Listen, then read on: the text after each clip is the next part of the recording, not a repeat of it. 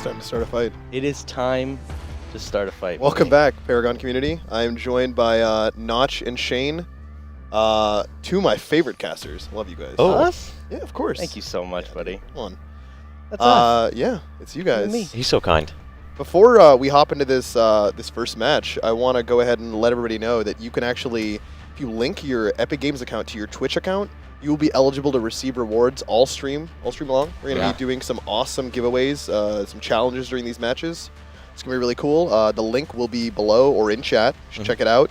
And you'll be able to get some awesome goodies, some skins, some rep. Oh, like that skin Boost. right Hello. there. I mean, come on with the Grux. Let's go. Gold, black and gold? What? Look at that. Beautiful. That's yours by just linking your account. You just do it. You then can get that throughout the day. Win. You That's could just your win thing. throughout the day. So All you have to do is watch. you just sit down and watch Twitch, and you get skins. I mean, done? Yeah, I'm fairly certain. I'm that- logged in right now Right. because I want that skin. Well, I mean, I forgot to log in. See- Well then. I mean, well. You have the rest of the day to log in. You'll have plenty of time. You guys will be fine. Yeah, so it should be exciting here. We're gonna get into our first match soon. Yeah. What did you guys think of that trailer, by the way? Oh man. I'm ready to fight. Yeah. Like, don't mess with me right now. That was that good. I want to shoot somebody in the face with Sparrow. Like, we saw Yeah. so far the two of the greatest trailers I've seen Right. is the initial Paragon. I still get chills when I watch it. Like, every time. That for me was almost right there. It was such a strong trailer, and we got to see the mix of everything. You get the CG, Right. amazing gameplay. Like, it was fantastic. It was so good. Oh, that's the satisfying. I think one of you said that that was your favorite shot, the Murdoch.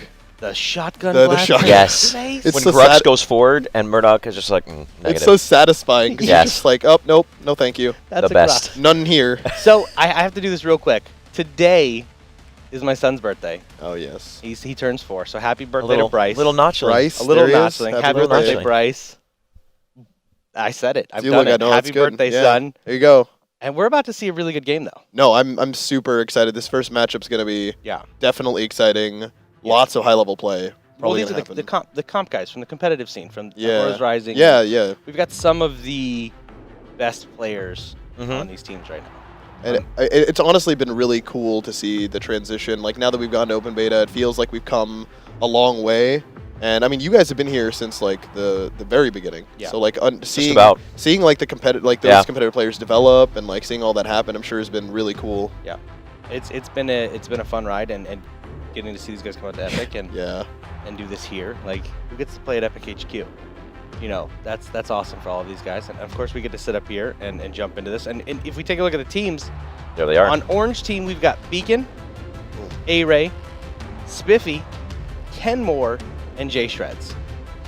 On the blue team, we got Leo Grande, Be Certified, Cellonk, Fang Rush, and Retrubtion. Deadwonk all Oh day. man. No, All day. I'm telling you, he is empowered by my spirit in this building. Yes. You're tied. Look at this beautiful There he is, human being. Beacon. So this is Beacon right here. Preferred hero, of course, it's a Twin Blast. That's his iconic hero. Yeah, from Michigan. And if you watch Beacon, you know range carry. He is. Look at There that he is. beautiful Right face. there he is. Look at that He's grin. smiling. He's He's excited. He's ready to do this. Look ready to at try that and take out his grin, man. teammate. This is going to be, yeah, he's going to target Cellonk. So the you entire know Now, time. yes, you know here's this. another great guy, Leo Grande right here. Loves playing that Chimera, another iconic hero of his. He's hailing from New York, coming up from the Northeast there, and again, his favorite role in the jungle. One of the best junglers, phenomenal player. He makes Chimera look so good, and there he is right there, looking focused. To the right of him is Cert. The noodle. He's certified. The noodle. Great guy right there. So, and these two captains come from some great teams, man. Oh, I mean, yeah. these teams have some just phenomenal players across the board. We're definitely going to see some high-level play here. Really looking forward, especially since since Beacon and Cellonk are normally teammates. Now they're facing up against each other. Oh yeah, I think that's going to be my favorite thing. And it's one of those things where you think about team setups and like who kind of does what, like who shot calls, Yeah. like who does what. Yeah. And really like seeing that is what's going to be interesting getting in game. If I'm Cellonk, I'm going after Beacon. Exactly. Yeah. So I know we're doing some other stuff. We're giving Yeah, away some free we stuff. actually have some challenges we're going to be doing for each match, as I spoke about it Yeah. briefly earlier. But we're going to have some rewards for each match if you vote for a certain team, orange versus blue. The orange reward will be a 3-day XP boost, Okay. and the blue reward will be a 3-day rep boost. So if Ooh. you want a specific reward, you vote for the corresponding one by typing !vote #orange or !vote #blue. So go what ahead team and is Selwonk on? Selwonk is blue team. So yes. !vote #orange. Because we all know Selwonk, he's going to die first. It's just how this works. I feel like you say that, but he's going to be so inspired by my presence in the building that he is going to... I think he's going to offset that, for sure. He's going to perform, and I'm just going to go ahead and vote the opposite and say the hashtag Yeah, blue. definitely. Well, we're about to find out because the game's getting ready to start this here. is, ladies and gentlemen, taking off. #blue, ladies and gentlemen, #blue. I'm leaning towards orange, man. I think orange is going to pull it through. We'll find out. Well, yeah, we'll have to see. So with these competitive guys, these players, Shane and I have casted them a bit. I mean, most of these guys, we've got Kenmore and Spiffy who aren't on the competitive side of it, but you know they're right, like part of the community. they're active in the community, right. high level, Very like much so. high level Very players. high level players. Yeah, It's these people who have been around for like such a long time, just mainstays, like just really awesome people that are passionate about what they do in the Paragon community, and that is honestly the best thing to see for me. Yeah. I'm excited. So don't forget to vote, guys. We're gonna jump into this match here in just a minute. #orange. I'm gonna say #blue for this one. I'm #orange. I mean, Shane and Notch know what's up. I'm sorry, Mooney. I mean, that's fine. I will continue to convince you guys till you love me. I already love you. I know. Yes, physically impossible. I mean, look at this. We're in, guys. Getting that beauty shot coming in. Beauty shot of Look the at that, man. world. So pretty. Look at that jungle. So here we are, ladies and gentlemen. Welcome to the first match of the day. So excited to bring this to you guys. Yes. Welcome to Open Beta, ladies and gentlemen. Looking right there. Look at Richter. Looks like they're already going right at it here. Right into the black buff. Chimera going in there. Getting into the jungle. You got to be careful because Chimera's chopping him down, and there's your first blood. So you guys better got your votes in. Retruption on that Muriel. It's like a 1-for-1 exchange thus far. Hook's going to land. She'll be able to pick up the kill, but Richter, Spiffy, you're watching his elo right there, and that's a 2-for-2 exchange. And the Chimera goes down. Already these guys are going at it, ladies and gentlemen. There's no farming going on in this game right here. Oh, no. They went right at each other's throats. And who was it that got that first blood So right hopefully there? you voted #orange. Yep. Nailed Gonna it. throw that out there. So Nailed guys, what we're gonna look at right now is the lane game. We're 2 minutes into the game. We did see that early engagement, which can happen. Somebody's going to drop a ward. We see that early engagement, but for the most part, when you start out, you want to get your lane assignments. We've got A right here who's rocking Murdoch. Yep. One of our ranged carries. Yes. Who is very, very strong ranged carry. He has an ultimate that you can unlock at level 5 called Long Arm of the Law. It shoots the entire map. Yes. It shreds armor. And it is devastating when landed. Yep. It's a skill shot, and it's very difficult to land. And there's the results. Here. They went with blue, buddy. But it's an ability that's very difficult to land, but when done properly, it's devastating. Oh, no, it is. And hold that thought. Chimera, who is a very early game oriented hero, was going to go in on this Murdoch, and that's just easy prey for him right there, ladies and gentlemen. The rotation, Muriel trying to keep his buddies alive. Greystone's in the thick of it. He's not level 5. He doesn't have that ultimate up yet, but everyone on the orange is pretty low here. And Greystone's just whacking them with that sword, cutting them down like trees, and they're cleaning them up right there. So blue team gets some really important kills. Murdoch was taken out, but more importantly, Chimera, very early game-oriented hero. We'll talk about that a little bit when the opportunity presents itself. But he gets taken out. Normally, you want to see those Chimeras securing kills, but a big timing on him is level 5, and he's taking these game before he has that big power boost with his ultimate. So he's got to be very careful about that. Make sure he doesn't get too many negative exchanges and get that level 5, and then look for those important kills on your carries, aka Rangers here in Paragon. Yeah. I think it's important to draw attention to the fact that in that early game, it might have been a little bit confusing because we kind of came into a lot of action, but the fights ended up happening in a particularly like closed off area, you know, that area between the black buff and mid lane where you kind of have that small pathway. And I think that probably led to a lot of that fighting early on, both teams like trying to contend for vision like you were talking about, And that's what it is. You've got such a good hero like Chimera. You want those wards down. Ward, ward, ward. Vision will save your life. Extraordinarily You have a hero like Chimera that's so good at laning and or roaming, you want to make sure you can see that. And I think that's just what that was. They were putting their vision down. No, definitely. And they got caught out. It was one of those things where you take that risk where you're saying, I value vision over the potential to die right now. And we're going to see if that trade ends up being worth it in the long run. Yeah. Taking a look at the lanes right here, we see Murdoch, one of his great abilities is his ability to lay down these traps. That is his E for your PC players, or your circle for your PlayStation 4 players right there. You landed them, they snare you up, so it's a good area when you're in a lane with the Murdoch. You want to be looking for choke points, certain areas to put those down, and just pretty much use them as initial zoning tools in the lane phase. That's what you're seeing right there with A-Rate doing that exact same. So I know mid lane there is a minor skirmish mid lane right now.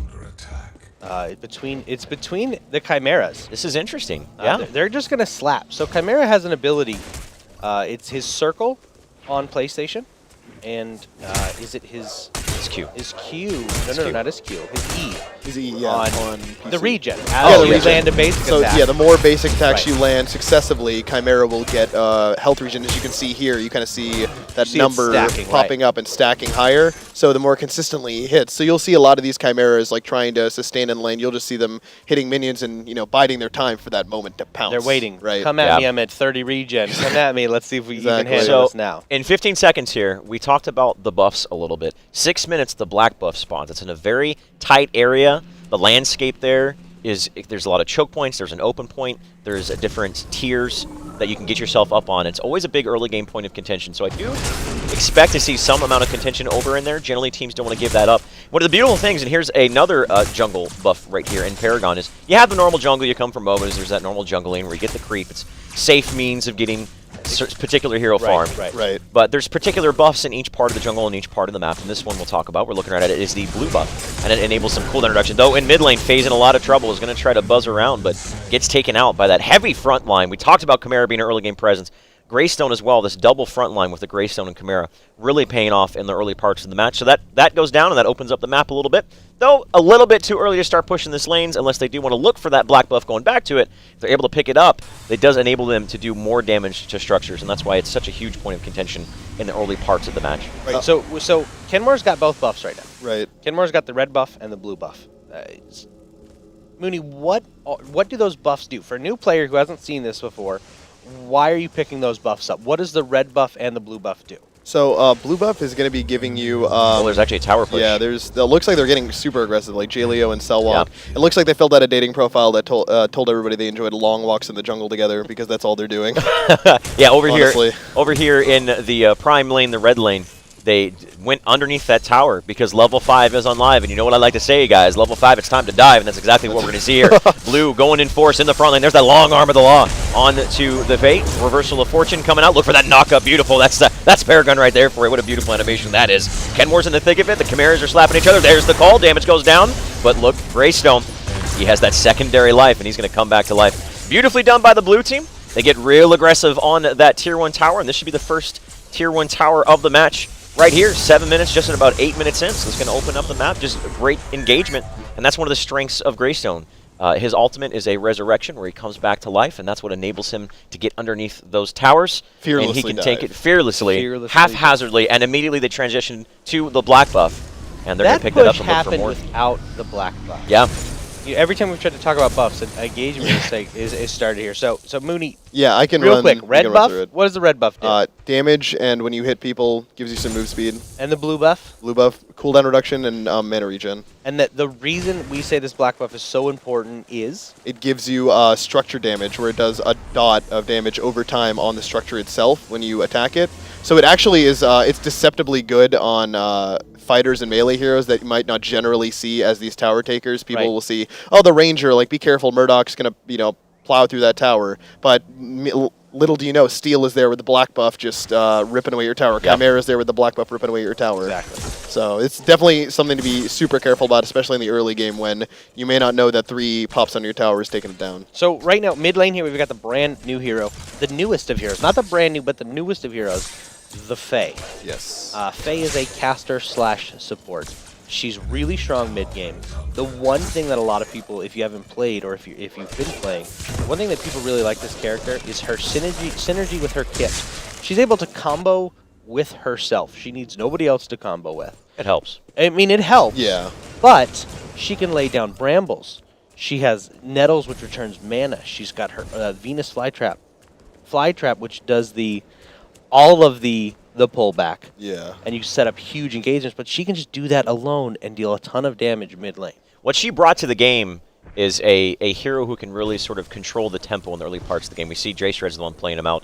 Level 6 recognizes Selwonk, is really aggressively in the jungle here on top of Kenmore on Chimera. He's got to be careful because the damage that's going to come out will be substantial, especially if the Fae decides to get a little more deep in there and you commit the ultimate. Meanwhile, looks like Retreption, it looks like blue team is engaging over there. They pick up themselves 2 kills. But yeah, the Fae's ultimate, I think, is so strong in the early parts of the match, able to just set up combos, as you mentioned, in herself, but more importantly, other heroes. And it's just complete cascade where if a really good Fae can just take a team fight and just completely swing the tempo into their favor. Yeah. You got to be careful. You're putting wards down, you're trying to get vision, you're trying to be where you need to be. But with these strong junglers, you've got Selwonk, who is playing Greystone, who is very...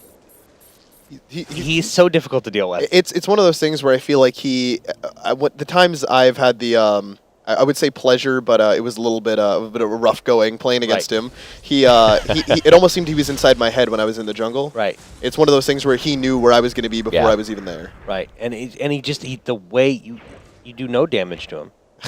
He sticks on top of you. He understands the need for building when he needs to beat. And I think that's one of the, when you were bringing that up earlier, Shane, about the Chimera, kind of the power spikes. Yeah. Where earlier on you kind of understand, I have that damage, I need to be a little bit tankier to be resilient in these fights, but like if we hit that level 5, your carry better be terrified because I'm coming for him. Right. So we're 11 minutes in the game and we talk about damage spikes, but some people may not know what that means. Let's take a look at the card power. This is Paragon's item shop, if you will. This is how you change, make your heroes stronger. We've got heroes right now, they're at 21 card power. Yeah. 21, 18. I mean, the blue team right now, if you look at this card power, they have a huge lead as of this moment in time. You gain Amber, which is the orange orbs that fall on the ground. That thought notch in the mid lane. There's a big Retreption got pulled in. Well dubbed by Spiffy.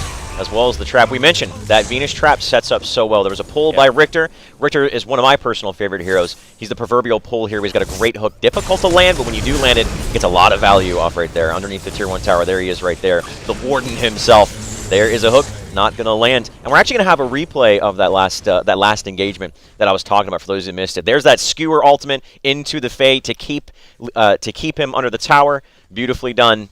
Just all about that coordination on those ultimates, and it picks up a kill that otherwise may have not happened if they didn't keep him underneath that tower. That's a big fight for Orange because they were behind in card power and being able to pick up that kill. So the card power, you're gaining card power from kills, picking up Amber, getting objectives, last hits, harvesters. All of those are important. You want a last hit. You want to make sure rotations are proper, and harvesters as well. Paragon has harvesters in the jungle. You can plant those, and every 5 minutes they fill up. And you can gain 300 Amber for your entire team. And it's almost a secondary form of like a generation for card power. Yes. Provides it to your team globally. What's awesome, like conceptually to me always, even just about MOBAs in general, is that they're an economy game at heart. Like that you're trading economy resources to buy the power at certain points. And one thing that I've noticed about the team compositions, if you look at Orange team, it is fairly carry heavy in the sense that we have this Chimera who's like going to go for those assassinations mid game, and we have they're kind of letting Array and Beacon do their farming, right? And they're providing riskier plays. There's the harvesters right there. Like Spiffy, J Shreds, Kenmore going for those more aggressive plays in the jungle right here. They're going in there, they get caught out. Array's trying to stay in the back line, doing what he needs to. There's that Venus fly trap. Muriel's coming in. Look for the big knock up here. There it is. The Skewer was taken out, but actually interrupted and completely counter initiated by the Muriel. Job well done. Kenmore's about to go down here.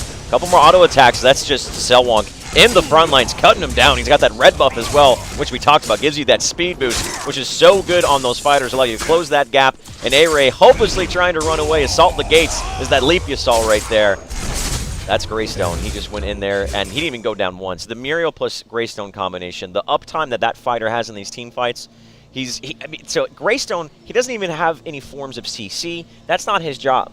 Yeah, that is not his job. His job is, as we're going to see right here in this replay that we have, well, what happened in that fight is that he just is in there and he's disruptive. He's in the face of the Rangers. He's cutting them down. And him as a fighter, he actually scales pretty well. So you got to take him out twice. It's kind of this catch-22. We can't ignore him, but at the same time, if we focus him, we're going to get wiped because we're just going to put all into it. You're and he's gonna investing come heavily back. into something Exactly, where he would just potentially come back. There's quite a few heroes in this game. There's a couple in this match right now. You have a hero like Greystone. You have a hero like Chimera that the first half of the game, they are played differently than they are the second half. First half, you have Greystone is going to build a little bit more damage. He's going to be in your face. He's going to be the aggressor.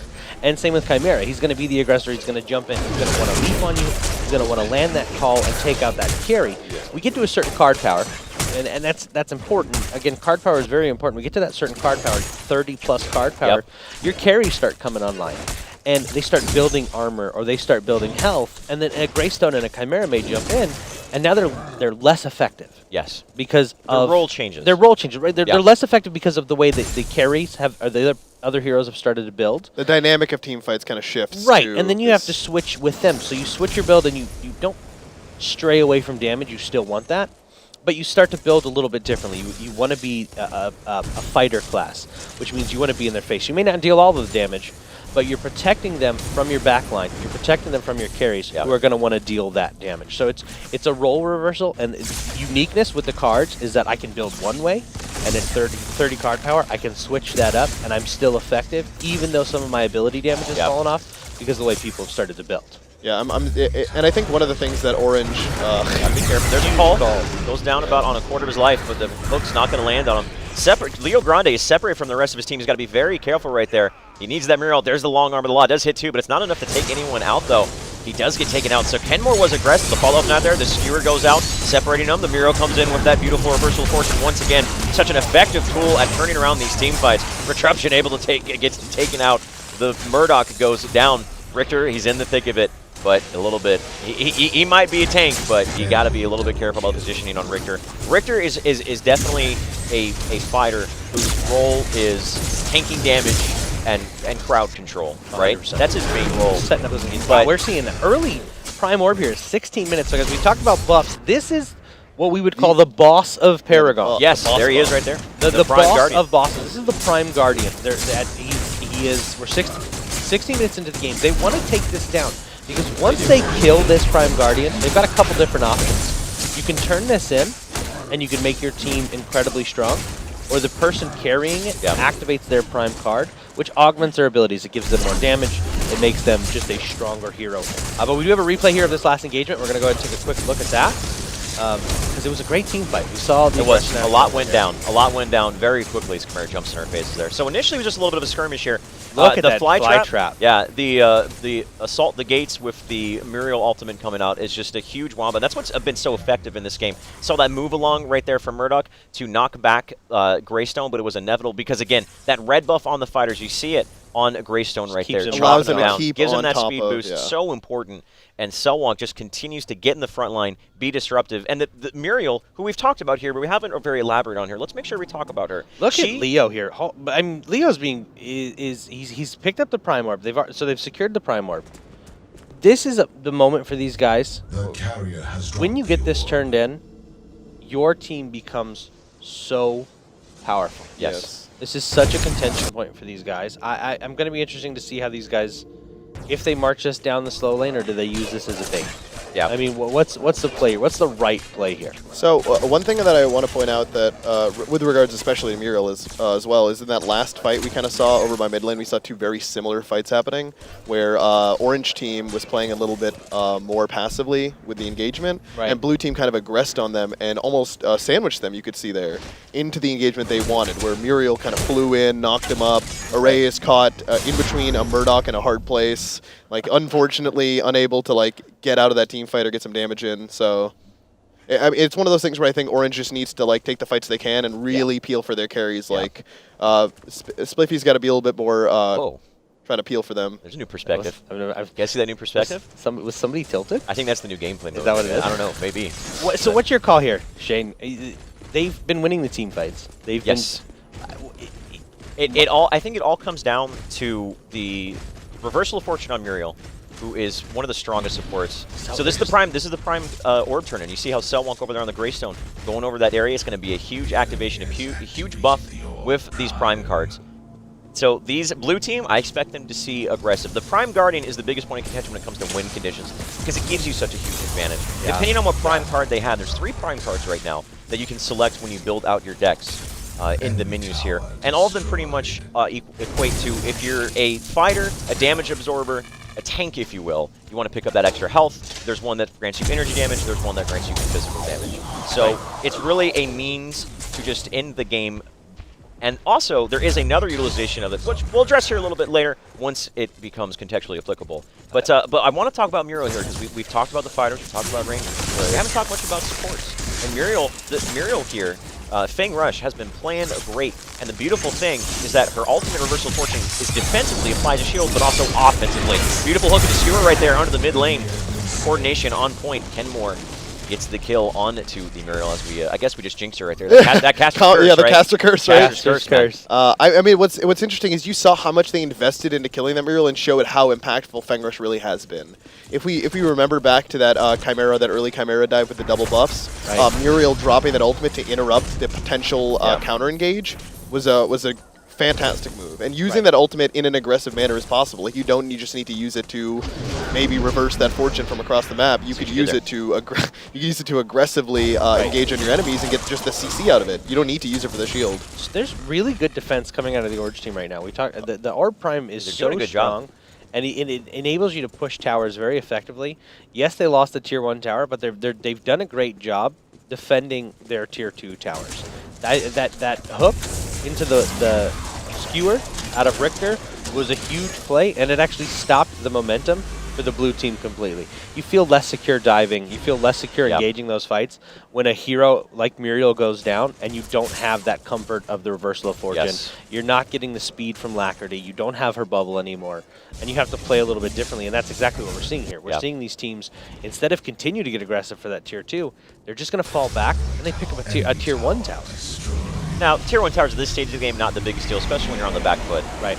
But it's more importantly keeping your Tier 2 towers up here, because when those go down, of course you lose the map control. That goes without saying. Right. Yeah. But more importantly, it opens up your inhibitors. And the inhibitors, for those of you that have come from other MOBAs, versions of Barracks, Keeps, whichever one you may be hailing from, but now you're here with Paragon. Good choice. I mean, look at Iggy though. Let's talk about Iggy. Can we talk about Iggy? Talk about Iggy. Like, Dude. when I watch Iggy play,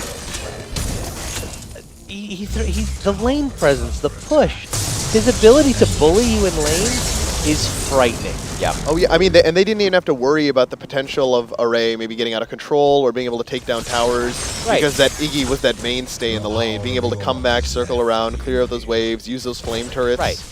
It's honestly sometimes poetic in a way to watch Iggy clear waves and like keep the lane, or at least have that control over the lane. You know what I mean? Like it's almost like he's the conductor and he's like corralling the minions, eliminating them, or just like getting them in the right area so his team can capitalize on it. And what better Iggy player than Be Certified? Be Certified, That's his iconic hero. Yeah, he is man so. loves If it. you guys True don't know who Be Certified is, Be Certified has won 2 of the 3 hero races that have come out. Yeah, he's been killing it on the hero races. Yeah. I remember seeing tweets from him where he's like, I'm ready to go on this one, like prepping. Yeah.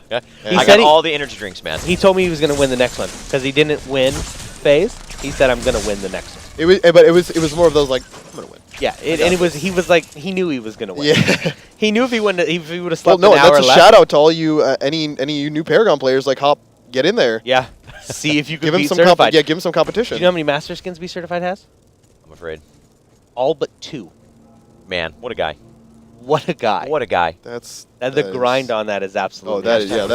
That's dedication. That shows like over time, like he's got to have like a wide variety, and being able to play that Iggy and pull that out as like that pocket pick is super. Got to be super helpful for his team for like comfort at least. Right. So let's summarize what's happened in the past 5 to 10 minutes here.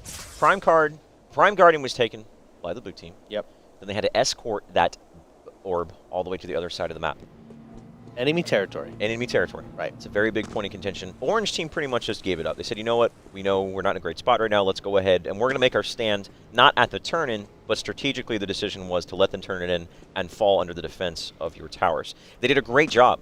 So most of the time when you see Prime Guardian, when Prime Orbs are turned in like that, towers just get melted and taken down. But Orange team, despite the fact they're undoubtedly on the back foot, were able to put up a defense. The Prime Orb has fallen off, so those Prime cards are deactivated. Right. And now they've been able to stabilize. And there is a sort of silver lining when your lanes are constantly... You have a lack of map control with the opponent always pushing the lanes in, which you talked about Iggy does very well. That means that you have a little bit... When those lanes are constantly pushing in your favor, that means you aren't having to extend on the map. You can kind of sit back on your towers, farm. Right. And it can be means to give yourself a little bit more of a pad when you have those card experiences and reckless skills. But you got to be careful because they're giving up this tower pretty much for free. And I want to chalk this up because they're just blue team outmaneuvering your opponents. A big potential in Paragon is there's so many ways. It is a MOBA.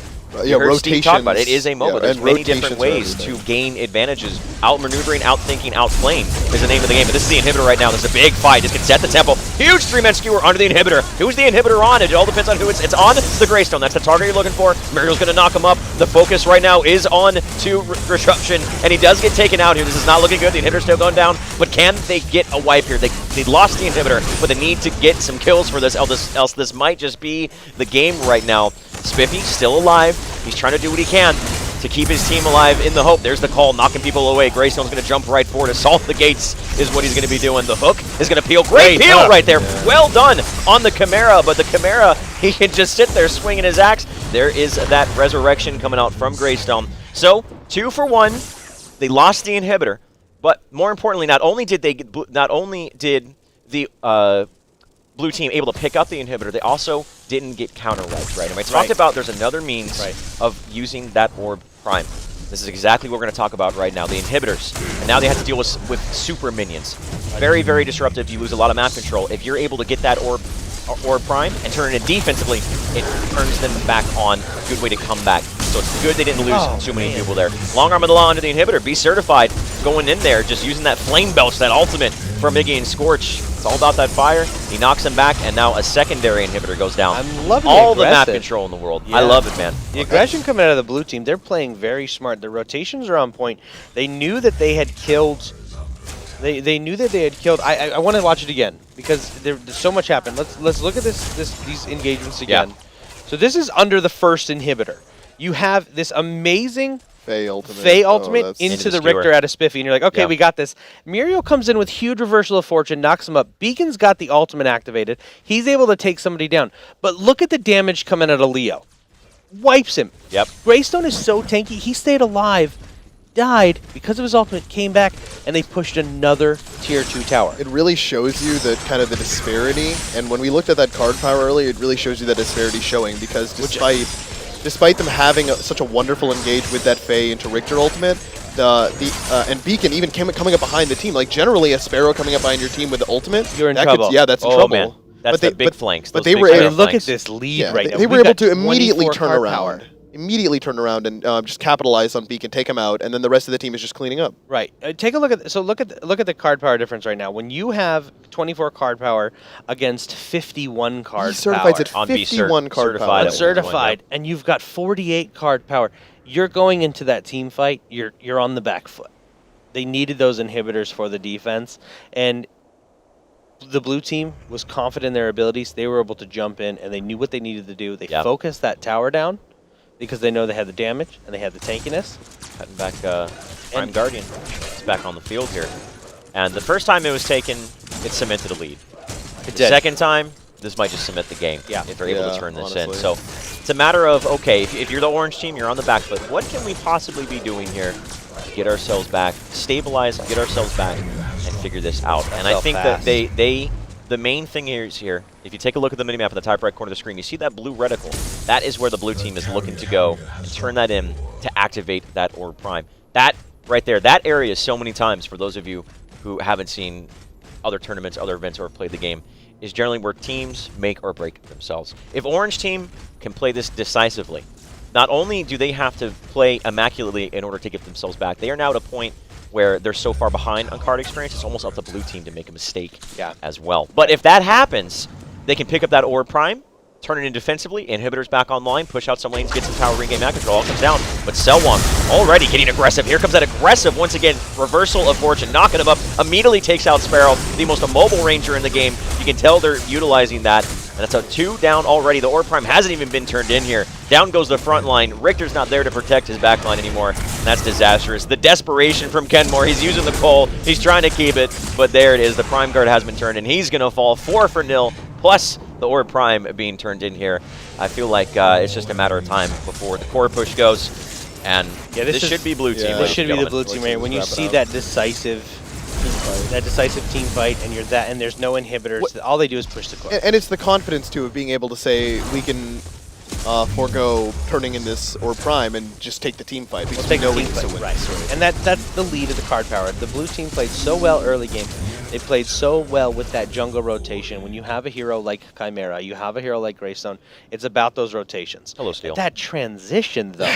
Oh, my. It's about those. A little bit. I thought it was for, coming at me. For those of you watching in 3D, probably should come to your seat. But it's about those early games. It's about the rotations. We saw great rotation coming out of Greystone, Selwonk, and Leo on Chimera.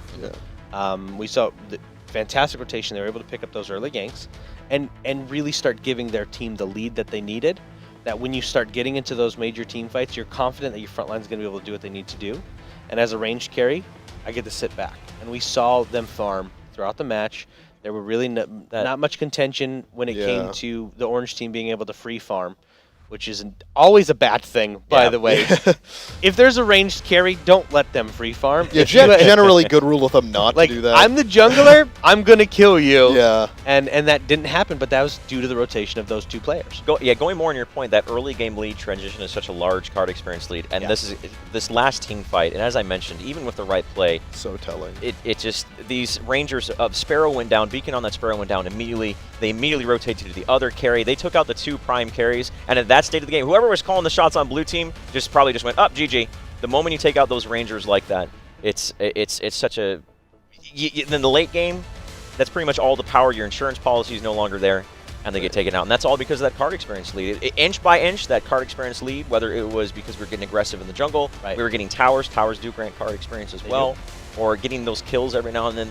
The first part of the game was just skirmishes going down, pickoffs and pickoffs. Not a lot of 5v5 or anything like that. But when it came to the 5v5, because they were coming out ahead, they already had a big, huge advantage going into that. And it was just picking off those early kills that allowed them to get ahead, and Jaleo and Selwonk really pushing that, we are going to use the aggression we've gotten early, like with our kills and these items, to be able to actually push these towers down, get that map control, and be able to out-rotate the team really. Right. And I remember you were, Shane, you brought up about the Orb Prime because Orange, honestly, I think the only chance they had getting back into the game would have been that defensive unit.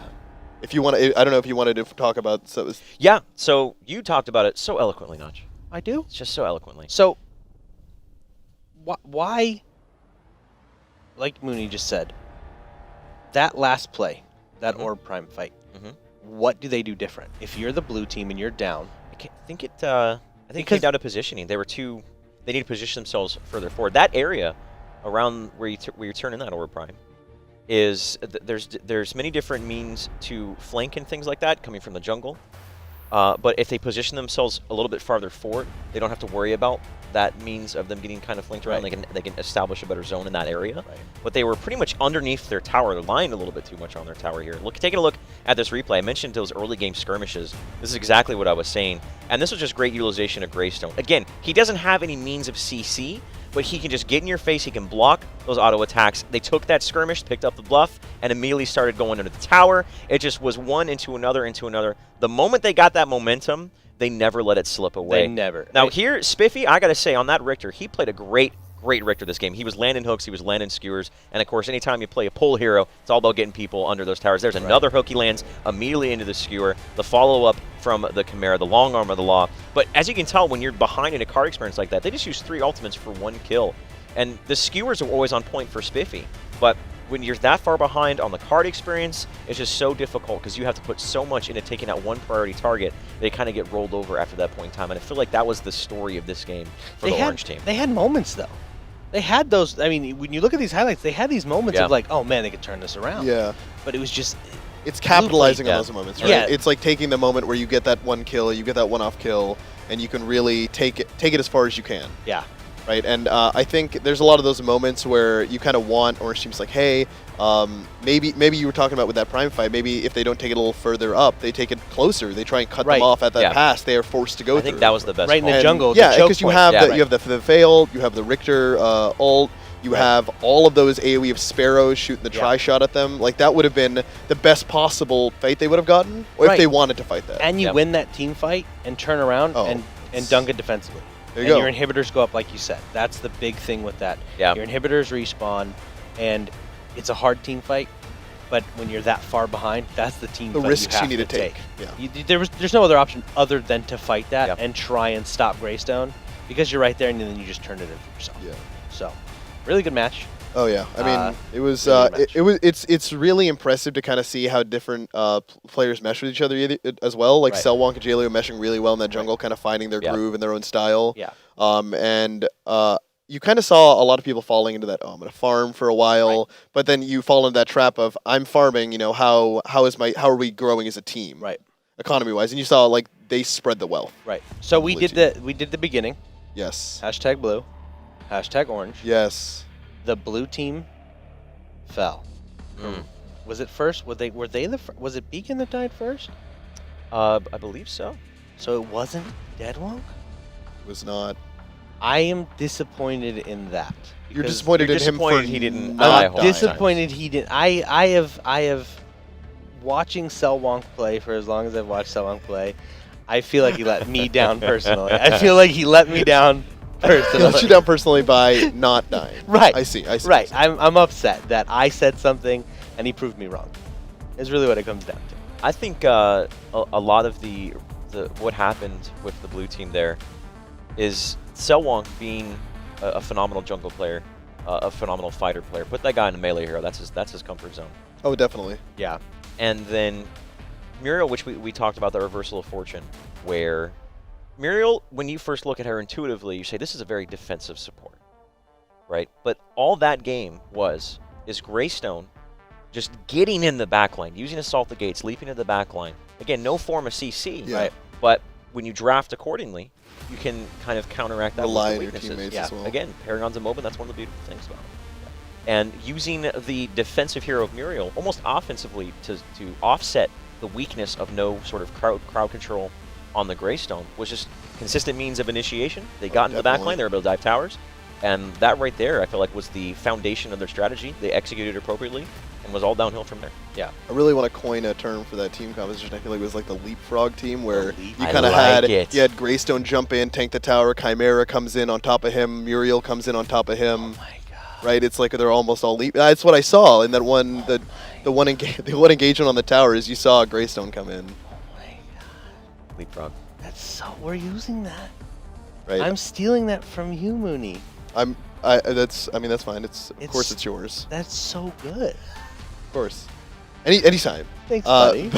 We actually have our next match coming up. We're actually gonna our comp team to face off against each other. Yes. So that should be fun. I know I'm a lot of those excited. guys are excited to just tear each other apart on stream. Yeah. So that's That's gonna be good. These Yeah. guys literally get paid to play the game. So Competitive. they know what they're I was doing. one of them, but I'm washed up now. I'm all old and washed Yeah, up. I remember I miss the old Mooney. Yeah, I was fiery, but You were, man. You had a you're big spicy game. now. I'll regale had a you big with game. stories when we get back. We're actually gonna head to a break here, folks, but stick around.